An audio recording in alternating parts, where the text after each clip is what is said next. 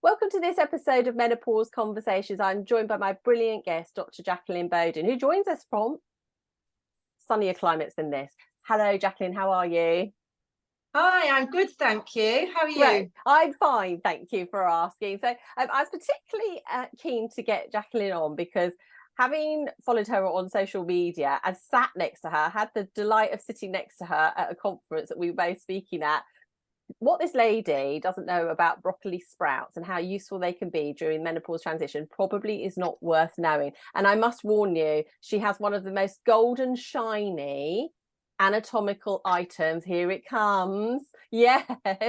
And this is, I mean, if that doesn't get your attention, I don't know what does. And so I'm sure Jacqueline will talk to us more of a little bit about all things vulval. But let me tell you what we're going to talk about today. We're going to talk about the topic of broccoli sprouts in the context of estrogen detoxification. But let me just introduce Jacqueline properly. She's a GP and a menopause specialist. She has a virtual clinic, but she can see people in Stafford and Solihull. And we'll give her website at the end and her social media handle. So Jacqueline, what's up with all the broccoli? Why are you into broccoli in such a big way? Because I think in the course of working with people going through the perimenopause and menopause, there's a little group that are really straightforward and they come to you with symptoms. It's obvious. We give HRT, we give basic lifestyle advice, and everything's hunky doodles.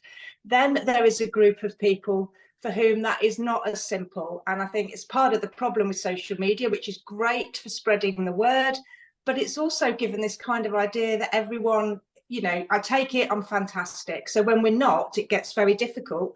And also, as the practitioner helping someone, it's my job to try and learn, teach myself, discover why that might be for that person and what we can do about it. And as part of the journey, I have had different testing for myself so that I understand. So when we're giving HRT, we can give the hormones, great. But what I hadn't really appreciated, although I did a level of biochemistry, obviously, as a medical undergraduate, is that we've got all these lovely enzymatic pathways. And it's been described to me by someone that does practice nutrigenomics as like the back of a clock. So it's all these different cogs that are all interlinking. And if one of them's out, it pushes everything out. Yes. And the same thing works with estrogen. So estrogen actually is a collective noun. There's 3 estrogens in our bodies. There's the one we make postmenopausally called estrone. There's the one that we have during our menstrual life, which is estradiol. And then there's the one which we have when we're pregnant, which is estriol. So there's 3 different ones. The ones that we're looking at replacing in HRT is estradiol. When these hormones are broken down, there are different enzymatic pathways. And depending on our genetic makeup, we have different combinations of the different enzymes that break down. So to make it simple, there's a really efficient route, there's an intermediate route, and then there's the really, this is not good route. So, okay. I mean, this is what, I'll show you what my balance pathway looks like, which is quite scary, really. Lots of different colors of the different enzyme makeup that we've got.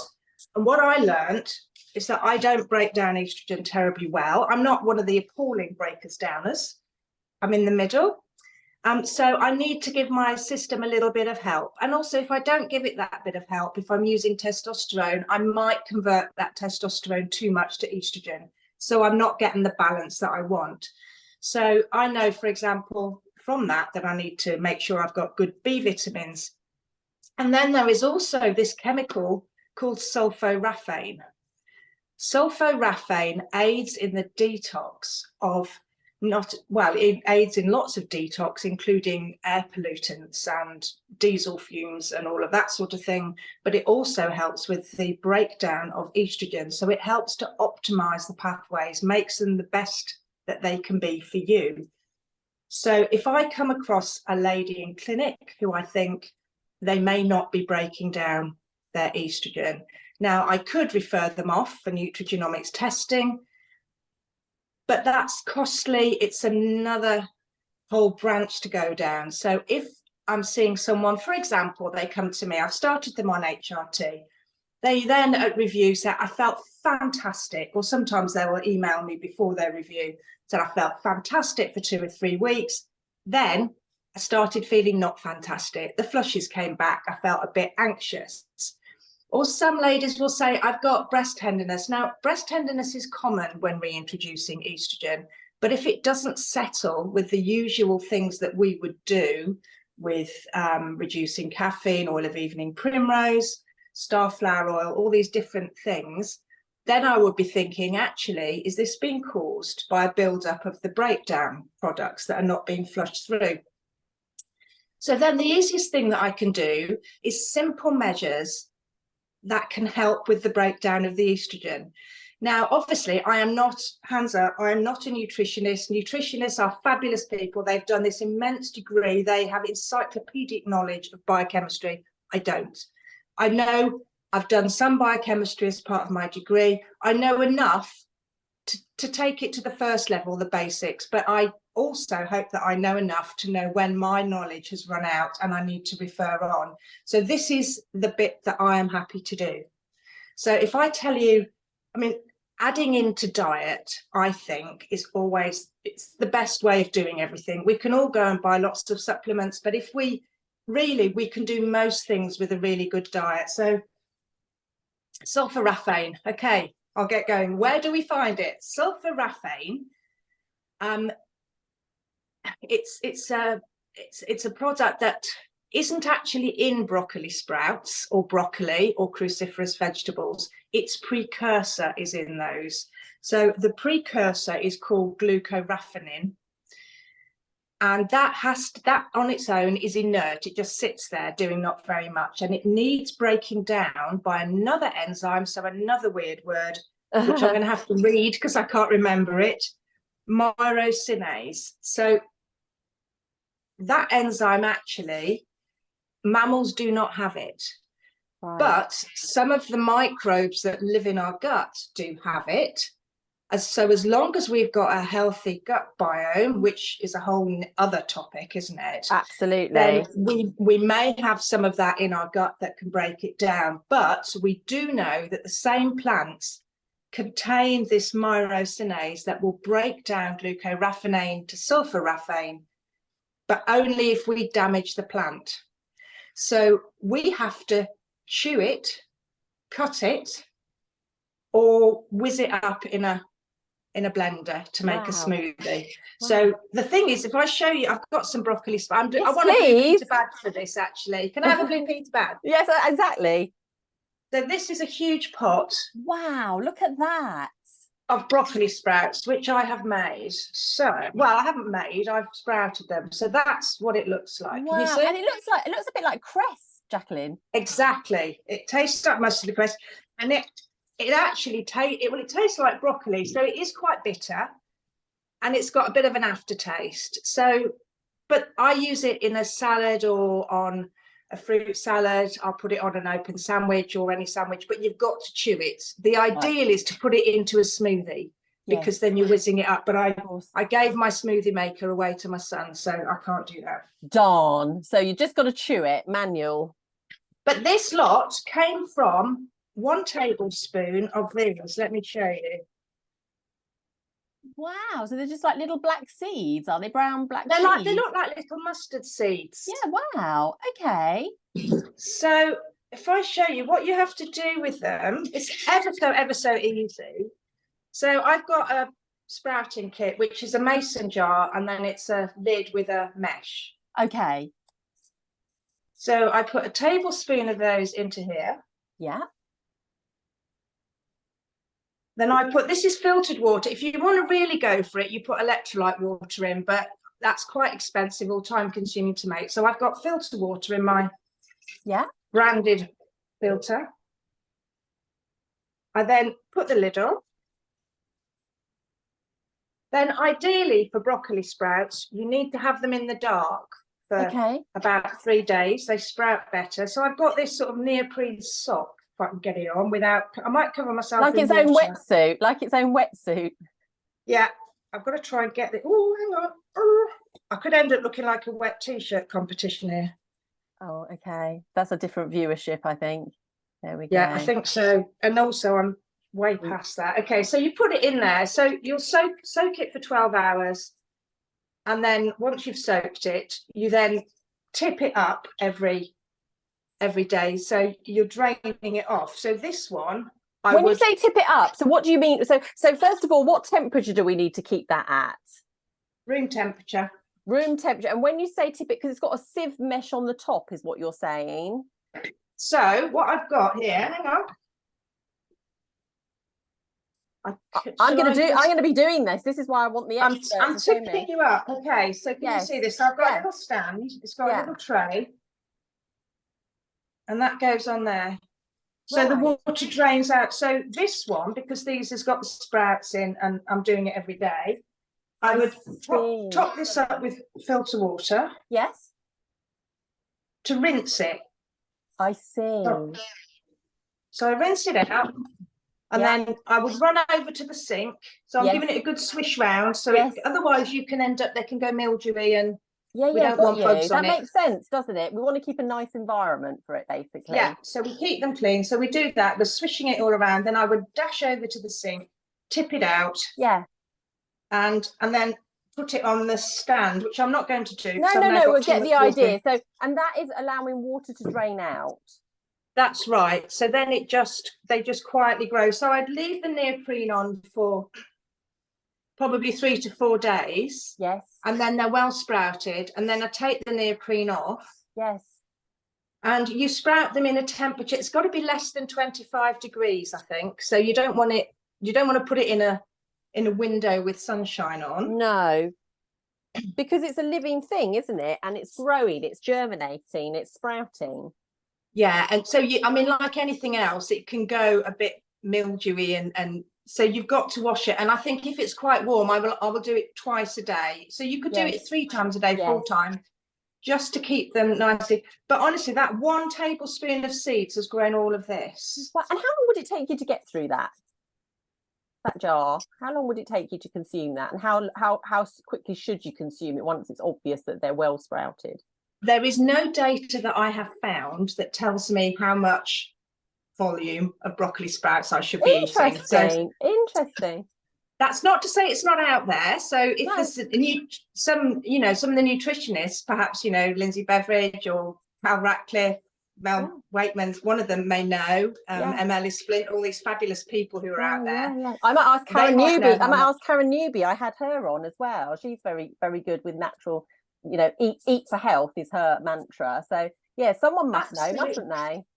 I mean, what I do with it is if I'm having a sandwich, I will put some on the sandwich. If I'm doing a salad, it gets sprinkled on there. We had tuna for supper last night, so I pop some of that on the top and try and chew it. But there's been oodles of research into sulforaphane. It's kind of a big topic. So it was discovered in the 1990s that it got some effects in rodents of decreasing rates of some cancers. So this obviously huge interest.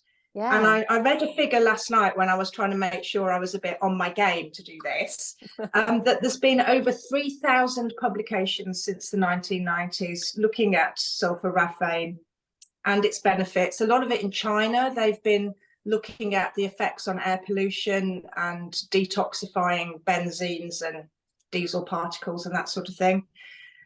So it really can help with skin inflammation. It can lower cholesterol. Again, this is all from research papers that I've seen. Lower some LDL, which is our bad cholesterol, as well as improving metabolism. But what I would like to say is that there are, for some people, growing broccoli sprouts, obviously, they don't want to go down that line. So they'll think, right, I'll buy a supplement. Now, there is data out there as to how much is too much sulforaphane. I think you're going to struggle to get too much unless you just munch your way through all of that in a day, which, let's face it, most of us were. If we're just using it sensibly in our diet, I think we're fine.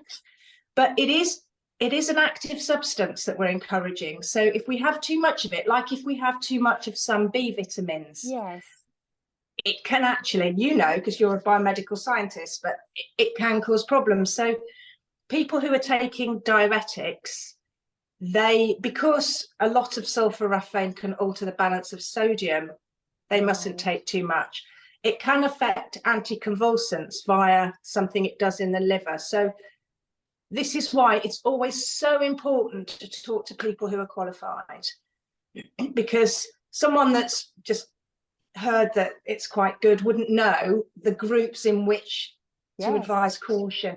So people with complex thyroid problems, again, that can cause a problem. If they're taking too much, again, all of this, if you're having it in your sandwich, on your muesli, it's not going to cause a problem. But if you're starting to use very concentrated supplements, please be careful.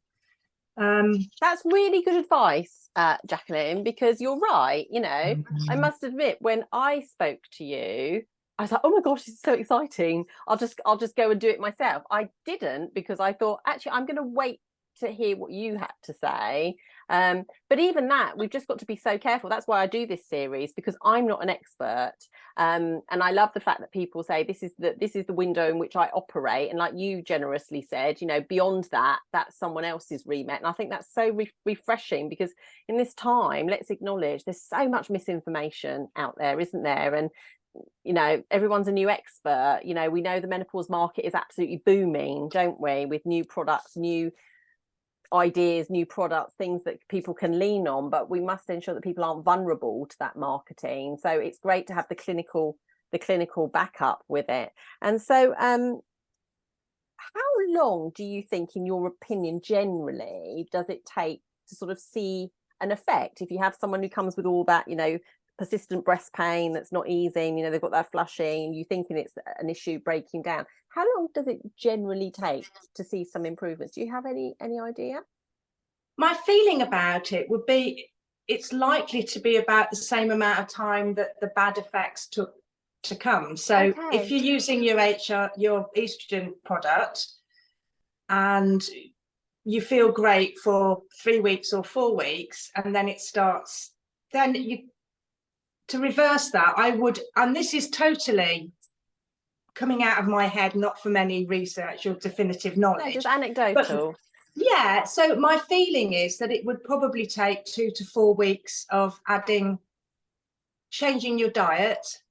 And also, really, if we're talking about this, looking after your gut biome as well, because yes, we can swallow it in the broccoli sprout, but if we can also be converting any glucothionein that comes into our bodies with our microbes. So it's the time as well to be looking at our fermented foods, at our kombucha, which gives me the opportunity.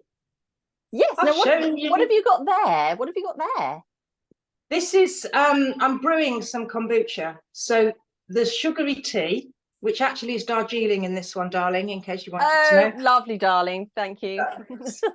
So this is so the SCOBY is like, if you remember from chemistry at school, we had these little petri dishes with a jelly in. So it's like a jelly round, and it's got the bacterial culture in it. So it does look a bit revolting, and it can look a bit like the aliens have come down. Right.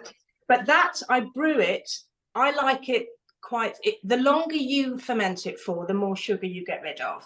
Yes. So I don't like it too bitter. So I would tend to leave this like this for around about 5 or 6 days. Then I decant the fluid. I put the SCOBY, which is the bacterial thing, in a small amount of tea and leave it in the fridge. And I would add some fruit. So I use, one of my favorites is apple, honey and cinnamon, or I'd use red berries, or I tell you, mango and mint is very nice. A friend of mine came up with that one. And then you can either pop it in the fridge in the bottle, which has got to have a really firm top because this is fermented. Yes. And that stops the fermentation process. Or you can do something called a second fermentation, which is, although you've taken the SCOBY out, you've got bacteria in the tea. Yes. So you can then leave it at room temperature. And then you get a little bit of a fizz. Yeah. Then you get more of the sugars broken down and you get a fizz to it. But don't do what I did. I went away and I left some bottles doing the second ferment. and I went somewhere for a week, and my husband stayed, and I forgot to tell him after 5 days to put them in the fridge. So when I came back, I opened it up and I had a kitchen covered in mango kombucha because it just exploded. So because the pressure, the gases, oh my gosh. So as part of this whole thing, I mean, it's the mantra, isn't it?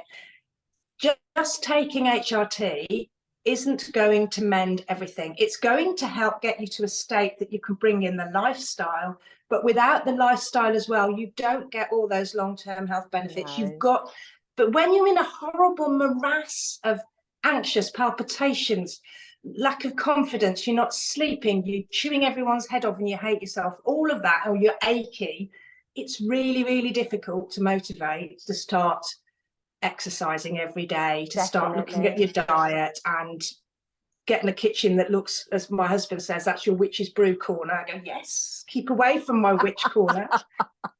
So it's all part of a great big picture. I think Sarah Ball's put something out today actually on Instagram, which is brilliant, about cardiovascular health, and she's very much said, you know, it's about all of it, and I'm absolutely on the same page. So this is an adjunct, and the HRT is we've got to do it all. Absolutely, because it's not, you can't reduce the whole menopause transition down to one thing, can you? You know, my colleague June and I, we've incorporated the blue zones into our menopause talks, because the blue zones, which is where people live to over 100, talks about so many different elements, and they talk about food, they talk about connection, they talk about so many things, humor, a little bit of resistance exercise. These are all the things that are going to help us, and our hormones are just one part of that. But I'm with you, definitely. My own HRT situation improved dramatically when I sort of repaired the lining of my gut.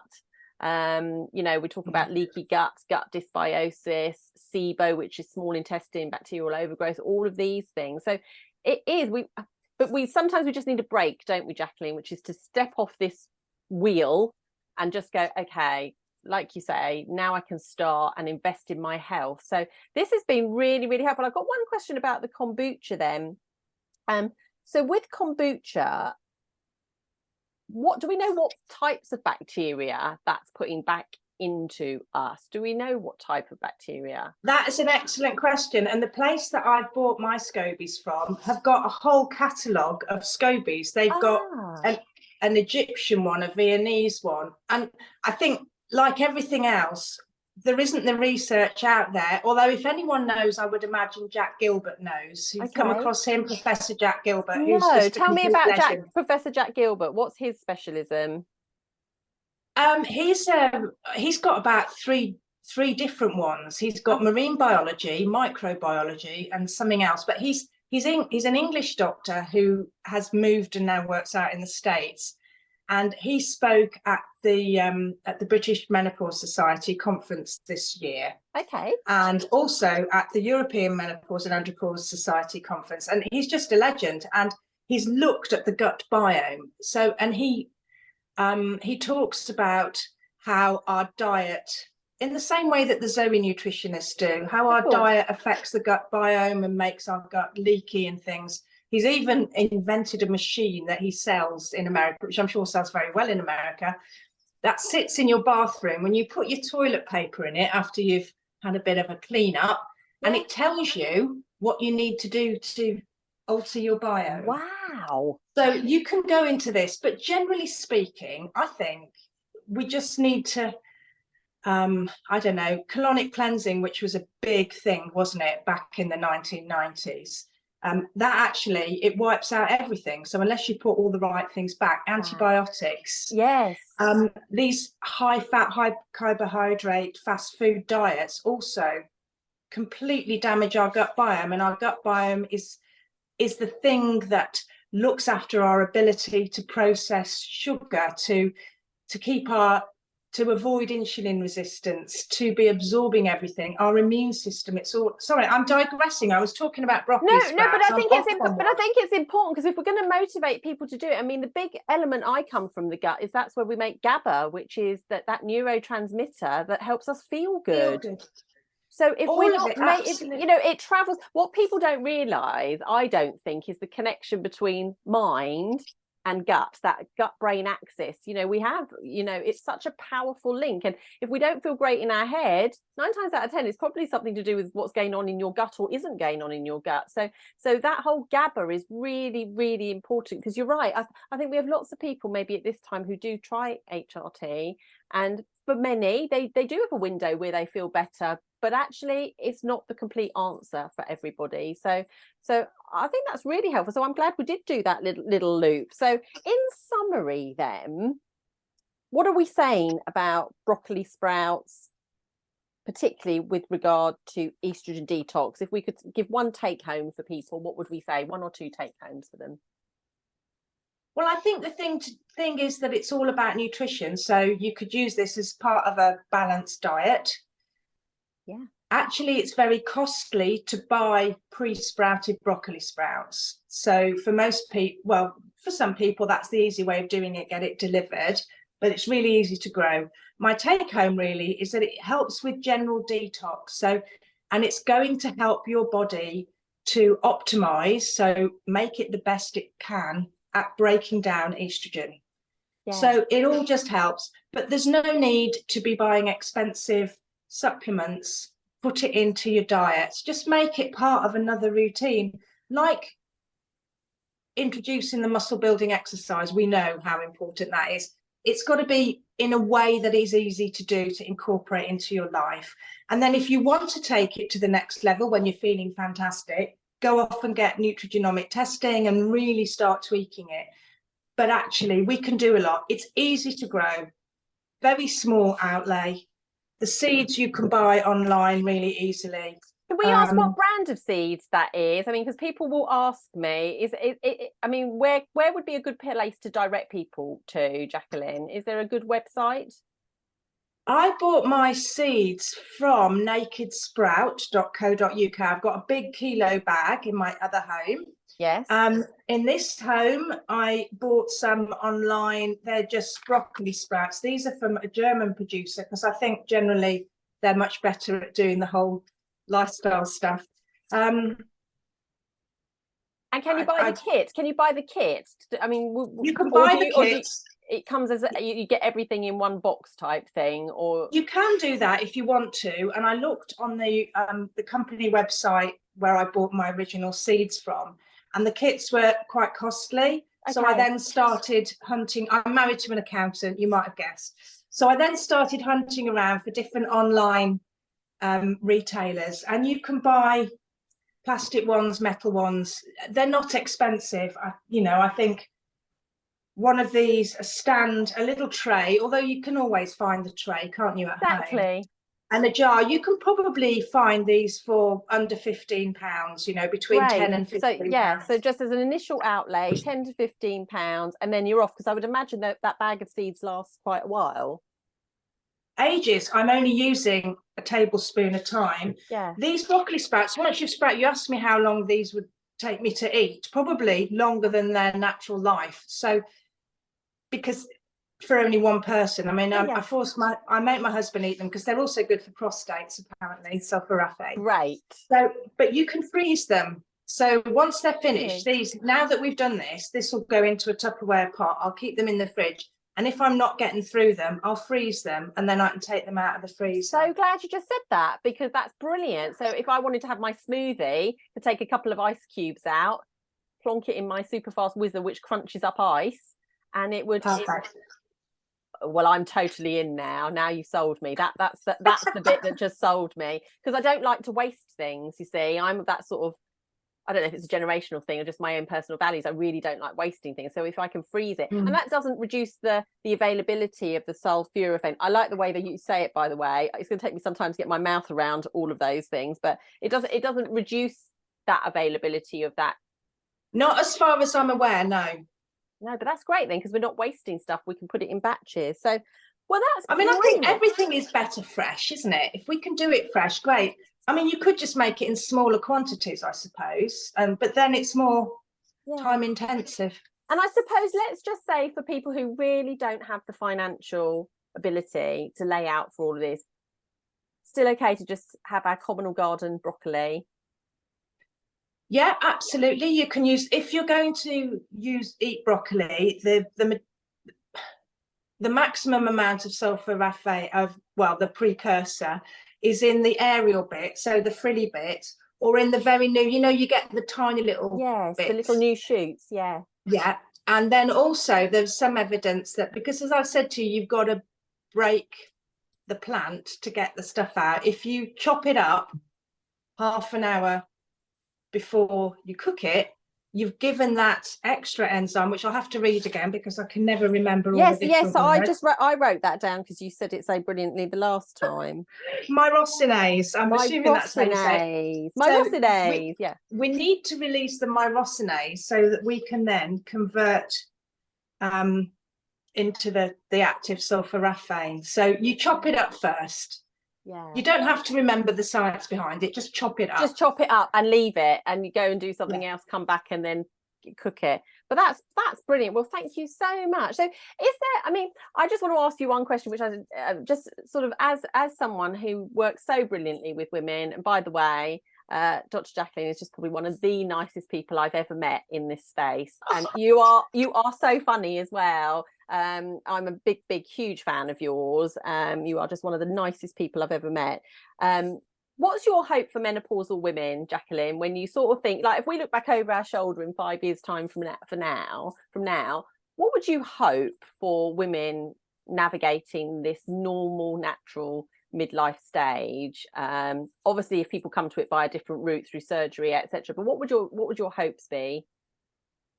I hope that women know what's coming, that they know the signs to look out for, because there's that horrible window, and it happened to me as well. I'm a doctor, for goodness sake, but although I didn't get trained in menopause, but if you're one of the 75% that do get symptoms, that you're not scared, that you know what it is, and therefore you know what to do. I hope that by raising the profile of the menopause, and in the way that people like you and the people that I work with are trying to do, making it part of generally looking after ourselves, we're learning much more about how to be proactive all of our lives. That will minimize that effect, so that really and the other really big thing that I spend quite a bit of time talking to ladies about is giving them permission to make the space to look after themselves, because I think there's been too much programming of women that women put themselves last. Everyone else, you've got to meet the needs of everyone else, and actually you can't meet those needs if you're in a mess. So it's about education, really, which is why I think it's so fabulous that that Menopause Support, Diana Danzebrink, have got education into schools. Certainly my kids have it banged into, well, they're not kids, they're grown-ups, but so yeah, that's my hope, is that both men and women understand what the process is. And it was lovely. I went to a 50th birthday party on Saturday night, and there was some people there, and one of the women, I'd never met her husband before, and he came up and tapped me on the shoulder because I'd helped her with her HRT, and he said, I just want to say thank you. Oh, so I think the men as well, definitely. I think for men and women to understand, and I think as well it's reverse, women also need to understand what's going on for men, and be less. I'll tell you something else I found, actually, so this is slightly off point, but no, not at all. You know that you and I, because it's you that got me into the golden vulva, I'll tell everyone, I sat next to Amantha at an event we were both speaking at, and out of her handbag she whipped out this huge silicone vulva and goes, have a squeeze of that. So okay, I want one, and she got hers from Canada, and that's not an option for me. So I then started scouring the internet about it. But what we're both trying to do, I think, is to raise awareness, definitely, of what we look like. So as part of what I hope for women is that we learn to know and like our bodies, accept them, know them as they are, not as we think they should look.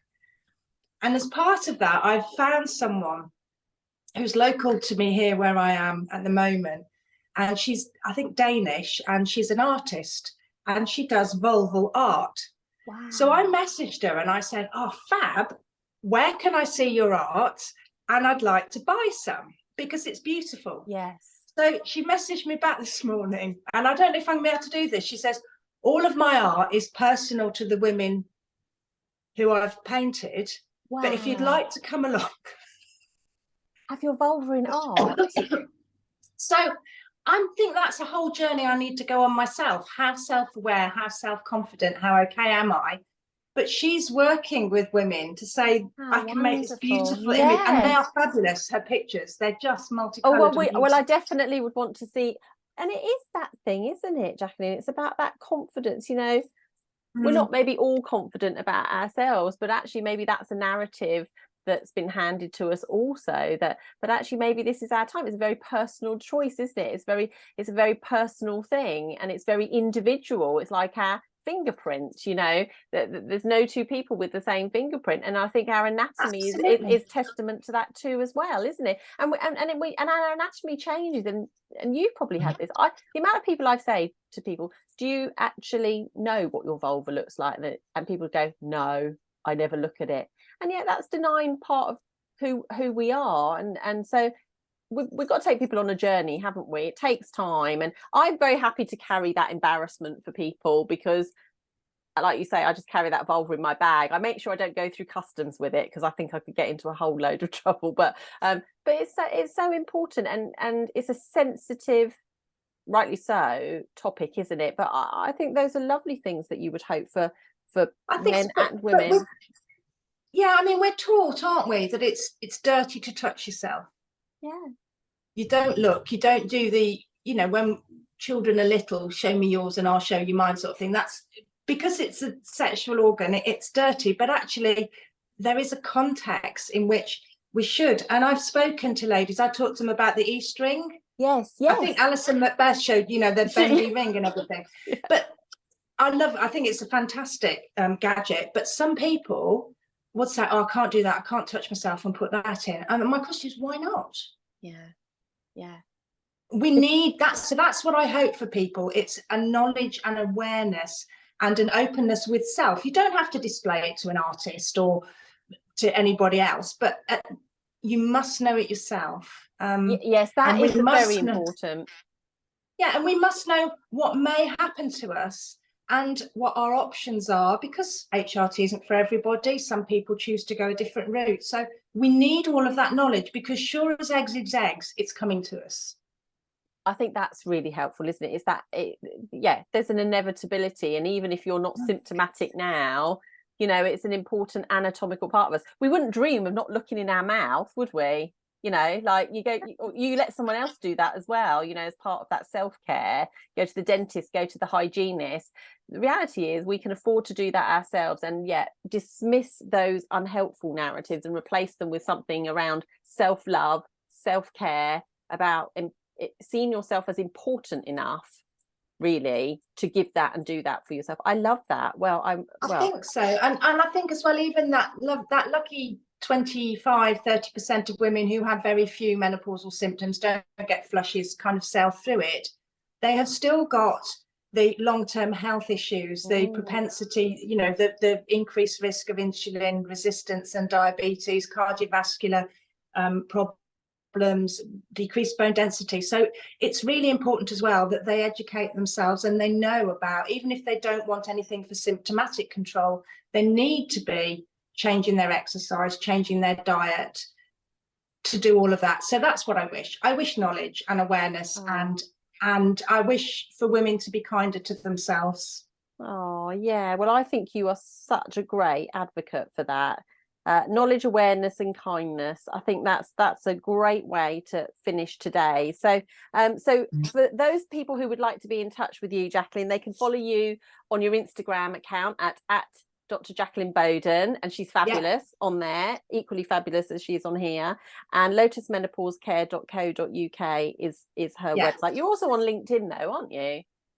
I am on LinkedIn. I'm not very good at social media generally, so I'm not diligent. So I am on LinkedIn, which is, and of course the lovely June Potts that you work with, I'm bit connected with her on there, and she's a bit of a legend. Exactly. June Potts is an absolute legend. And the thing is, you are great on your social media. I just need to teach you how to just dump it all into LinkedIn. That's all I do. I literally share it everywhere. It's like from there to there to there and back round again. So you are amazing on social media. I follow you and I always look forward to seeing your stories and your posts. So thank you for being brilliant, you. And we'll have you back at some stage to talk about something else, no doubt, you and your golden vulva. Yes, I'm going to get it in again. There we go. Thank you. Thank you so much, Jacqueline. All right.